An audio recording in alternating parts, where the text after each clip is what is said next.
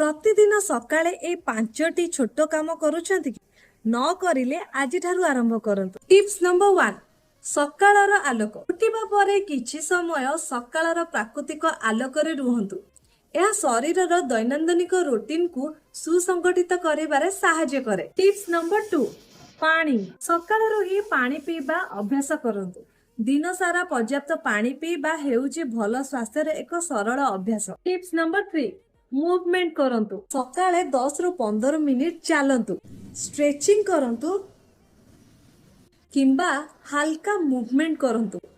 दिनटा अधिक एक्टिव भाबरे आरंभ हेबो। टिप्स नंबर 4 खाद्य को अणदेखा करंतु नाही। सकाळर खाद्य रे केवल पेट भरिबा नुहे, प्रोटीन फाइबर पोषक तत्व थिबा खाद्य को गुरुत्व दियंतु। टिप्स नंबर 5 फोन ठारो दूरे रुहंतु।